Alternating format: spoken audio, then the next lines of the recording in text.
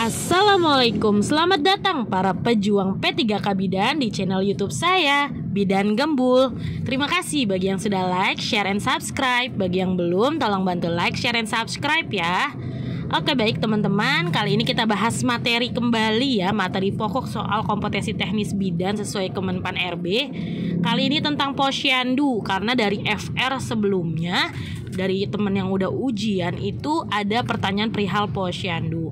Di sini kita bahas posyandu. Posyandu merupakan salah satu bentuk upaya kesehatan bersumber daya masyarakat atau biasa kita singkat UKBM yang dikelola dan diselenggarakan dari, oleh, untuk, dan bersama masyarakat.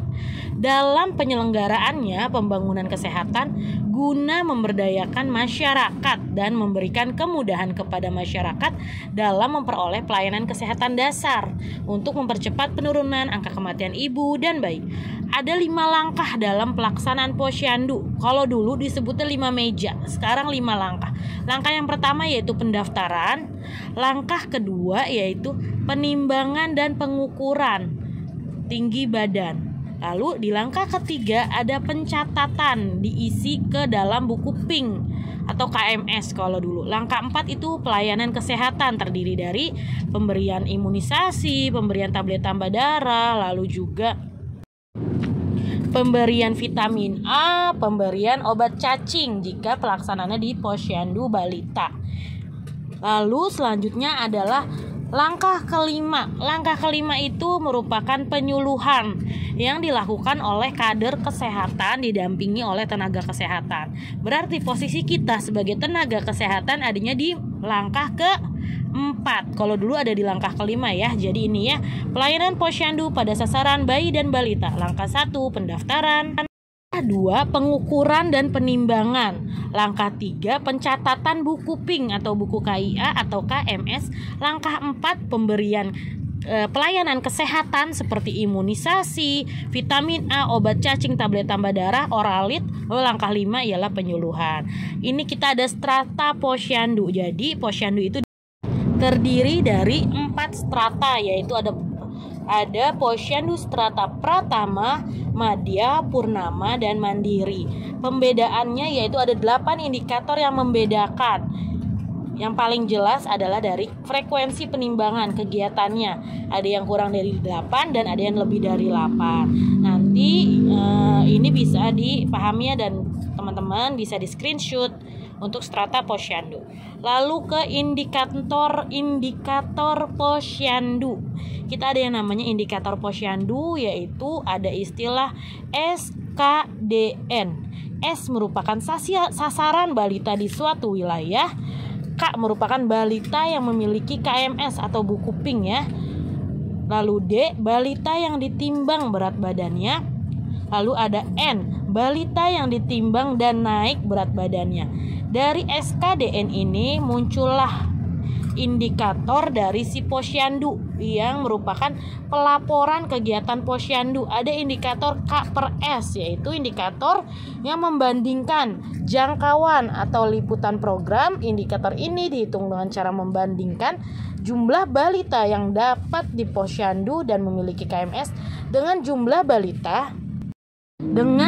balita yang ada di wilayah posyandu tersebut dikalikan 100%. Lalu juga ada indikator D per S ya. Biasanya yang menjadi acuan keberhasilan suatu posyandu ialah indikatornya D per S ya.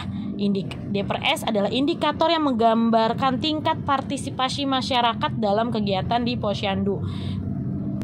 Hasilnya minimal harus 80%. Jadi indikator D per S ini harus minimal 80%. Lalu juga ada indikator N per D dan indikator N per S ya teman-teman ya. Tapi biasanya yang paling sering itu indikatornya D per S. Jadi bisa dipahami dan diteliti lagi untuk perhitungan D per S ya teman-teman ya. Lalu ada istilah NTOB. N itu bila berat badan balita naik, T bila berat badan balita turun atau tetap, O bila balita tidak datang di bulan sebelumnya, B bila balita yang baru pertama kali datang ke posyandu. Lalu kita bahas sedikit perihal MPASI ya, makanan pendamping ASI bagi anak usia 6 bulan ke atas. Bayi usia 6 sampai 8 bulan, jenis makanan pendamping ASI pada usia tersebut terdiri dari makanan pokok, lauk hewan, lemak, sayur dan buah yang perlu diberikan tepat waktu. Dimulai saat bayi usia 6 bulan. Kebutuhan MPASI adalah 30%. 70%-nya masih kebutuhannya ASI. MPASI perlu cukup kandungan gizi dengan kebutuhan kurang lebih 200 kalori yang diberikan 2-3 kali sebagai makanan utama dan 1-2 kali sebagai makanan selingan. Lalu lanjut ke usia 9-11 bulan. Masih sama kebutuhannya lauk hewan, lemak, sayur dan buah. Kebutuhannya di sini MPASI sudah 50% dan ASI 50%. Kebutuhan gizinya kurang lebih 300 kalori. Pemberian makannya 3-4 kali makanan utama, 1-2 kali makanan selingan. Lalu lanjut ke usia 12-23 bulan. Kebutuhan MPASI-nya sekarang meningkat 70%. ASI cukup 30%. MPASI perlu cukup kandungan gizi. Kebutuhannya kurang lebih 550 kalori. Diberikannya 3-4 kali makanan utama dan 1-2 kali sebagai makanan selingan. Untuk melanjutkan pemberian ASI disertai makanan pendamping ASI. Pemberian makan pendamping ASI harus memenuhi syarat, yaitu tepat waktu. Diberikannya pada saat mulai usia 6 bulan. Adekuat. MPASI diberikan dengan mempertimbangkan jumlah, frekuensi, konsistensi atau tekstur dan kekentalan dan variasi dari si MPASI. Lalu aman, perhatikan kebersihannya, mencuci tangan sebelum melakukan pemberian MPASI. Lalu diberikan dengan cara yang benar. MPASI diberikan secara konsisten dan teratur pagi, siang, sore atau menjelang malam. Lama pemberiannya 30 menit. Lingkungan netral, tidak boleh nonton TV, handphone dan lainnya. Ajari anak makan sendiri dengan sendok dan minum dengan gelas. Oke, ini merupakan rangkuman dari yang dibutuhkan untuk MPASI usia 6 hingga 8 bulan, 9 hingga 11 bulan, 12 hingga 23 bulan. 6 sampai 8 bulan saring ya. 9 sampai 11 bulan dicincang, 12 hingga 23 masak biasa atau udah makanan keluarga. Ini bisa dipahami, bisa di screenshot ya teman-teman ya, untuk jumlah kalorinya, jumlah makanannya berapa, seperti itu. Kita lanjut ke soal, kita sama-sama bahas ya. Sama-sama kita belajar. Seorang kader berpartisipasi dalam kegiatan Posyandu untuk membantu bidan. Posyandu tersebut sudah dapat melaksanakan kegiatannya lebih dari 8 kali per tahun dengan rata-rata jumlah kader 5 orang atau lebih. Pencapaian cakupan 5 program kurang dari 50%. Belum ada program tambahan serta belum ada dana sehat. Kategori apa dari Posyandu tersebut? Oke, kita lihat fokus kasusnya. Kegiatannya lebih dari 8 kali, jumlah programnya kurang dari 50%, lalu belum ada program tambahan. Kita lihat di sini lebih dari 8 kali. Kita lihat kalau dari Posyandu Madya Purnama Mandiri kegiatannya lebih dari 8 kali, berarti itu bisa. Lalu kalau untuk program yang kurang dari 50% itu hanya untuk Posyandu Strata Madya ya teman-teman ya. Jadi kalau dari tabel tersebut Posyandu di kasus di atas itu masuk ke dalam strata Posyandu Madya. Betul sekali. Kita lanjut soal nomor 2. Seorang bidan melakukan pelaksanaan layanan Posyandu pada hari buka Posyandu. Dilakukan pelayanan masyarakat dengan sistem 5 meja. Pada saat itu, bidan tersebut bertugas melakukan pelayanan kesehatan berupa imunisasi, pemberian vitamin A dosis tinggi, pembagian pil KB atau kondom, pengobatan ringan dan konsultasi KB. Meja berapakah yang sedang dilakukan oleh bidan dalam kasus di atas? Oke, ini masih bahasa meja ya, harusnya sudah langkah.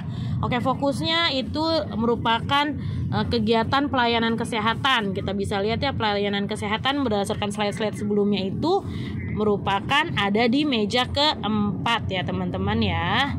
Oke, lanjut. Bayi usia 7 bulan sudah diberikan MPASI oleh ibunya datang ke bidan karena mengeluh anaknya tidak nafsu untuk makanan yang telah dihidangkan. Makanan apakah yang harusnya bisa dikonsumsi anak pada usia 7 bulan? apa teman-teman? Tadi usia 7 bulan berarti masuknya ke usia 6 hingga 8 bulan ya teman-teman ya. Berarti dia masih menggunakan apa?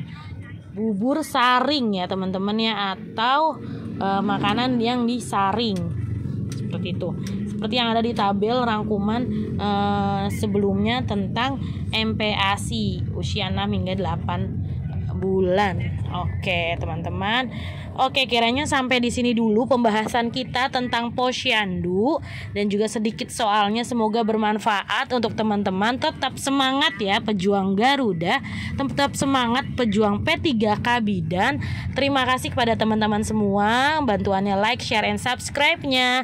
Jika ada kesalahan mohon maaf, bisa dikoreksi di kolom komentar ya. Sampai ketemu di materi berikutnya.